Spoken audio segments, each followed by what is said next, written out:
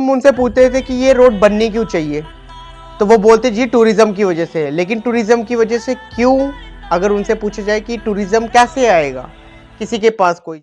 Forest वाले तो बोलते कि जंगल नहीं आ रहा, लेकिन वहाँ पे हर्ब्स होती है, वहाँ पे मुलेठी है, बिस्ट है, वहाँ पे वेरियस एल्गीज है, फंगीज है, जिनके ऊपर अभी भी रिसर्च होना बाकी है। क्योंकि आपको भी पता है जो रिसर्च लेती है ये जो ट्रेडिशनल रूट को है वो कैसे फैसिलिटेट करेगा या उसको कैसे लेकर जाएगा।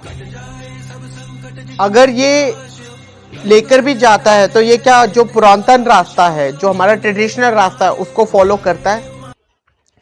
क्योंकि आप देख रहे हैं जम्मू हम जानते हैं कि हमारे मैं शुभम कोतवाल, जैसा कि आप जानते हैं मैंने अपनी एक वीडियो में आपके साथ कैलाश कुंड की छत्रगला से जो सियोस के लिए डीपीआर बन रही है उसको आपके साथ शेयर किया था, आपके थ्रू भद्रवा के लोगों को अवेयर किया था।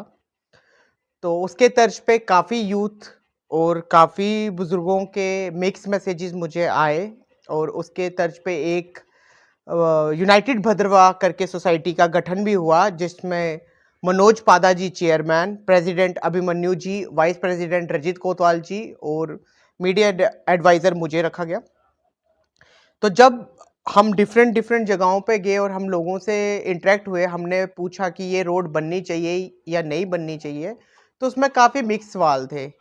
जब हम उनसे पूछते थे कि ये रोड बननी क्यों चाहिए, तो वो बोलते जी टूरिज्म की वजह से। लेकिन टूरिज्म की वजह से क्यों, अगर उनसे पूछा जाए कि टूरिज्म कैसे आएगा, किसी के पास कोई जवाब नहीं था। लेकिन सवाल काफ़ी थे, तो उनमें से कुछ सवाल, सबसे पहला एक सवाल ये है कि जब सियोस के लिए ही जाना है तो जो ये रोड है वो छत्रगला से कैलाश कुंड को क्यों होते हुए गुजर रही है। अगर ये कैलाश कुंड से निकलती है तो क्या ये कैलाश कुंड को इफेक्ट नहीं करती। जो कैलाश पर्वत वहां के लिए छत्रगला से है तो हॉरिजेंटली काटा जाएगा from one corner to other, क्या उससे सॉइल इरोजन, लैंडस्लाइड्स नहीं होंगी। अगर जो ये रोड प्रोजेक्ट है ये जो ट्रेडिशनल रूट को है वो कैसे फैसिलिटेट करेगा या उसको कैसे लेकर जाएगा।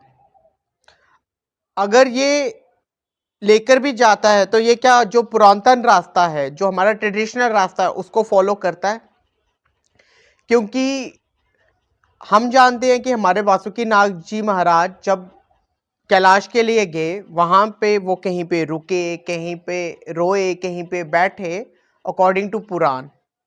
तो क्या जो वो सब निशानियां हैं वो सड़क के जाने से खत्म नहीं हो जाएंगी, उसका क्या। जो सड़क के बनने से इन्वायरमेंट जो नष्ट होगा उसका क्या। क्योंकि फॉरेस्ट वाले तो बोलते कि जंगल नहीं आ रहा, लेकिन वहां पे हर्ब्स होती है, वहां पे मुलेठी है, बिस्ट है, वहां पे वेरियस एल्गीज है, फंगीज है, जिनके ऊपर अभी भी रिसर्च होना बाकी है। क्योंकि आपको भी पता है जो रिसर्च लेती है औषधियाँ, उन पे टाइम लगता है, उन पे पैसा खर्च होता है, और उन पे अभी तक रिसर्च नहीं हुआ है, क्योंकि ये एक अनटच्ड एरिया है। अगर आप बात करें ग्लेशियर्स की, तो ग्लेशियर्स कितनी देर सरवाइव करेंगे, जो प्रदूषण बढ़ेगा उससे ग्लेशियर्स का क्या होगा। जो रोड का मेन ऑब्जेक्टिव होता है वो उसका मेन पर्पस ये नहीं है कि लोगों को कनेक्टिविटी देना। छतरगला में आबादी नहीं है, लेकिन जिन एरियाज में आबादी है जैसे कि पनज्जा, मलानी, मंथला, उनकी रोडों का बुरा हाल है। अगर ये रोड बनती है तो ये साल में कितनी देर ओपन रहेगी, जो इसमें जीव जंतु है उनका क्या होगा। अगर जो ब्लास्टिंग होती है, कुछ लोग बोलते हैं जी ब्लास्टिंग नहीं होनी है, केमिकल रिएक्शन होगी, केमिकल कंपाउंड कुछ भी डालेंगे तो कटिंग हो जाएगी, क्या उससे लेक पे कोई नुकसान नहीं है। जो इसमें इलीगल एक्सट्रैक्शन बाद में फर्दर फ्यूचर में होगी उससे इसको कौन रोकेगा। जो अवैध खनन जिसको हम बोलते हैं, जब वो वहां से स्टार्ट हो जाएगा तो कौन वहां पे इसको रोक पाएगा।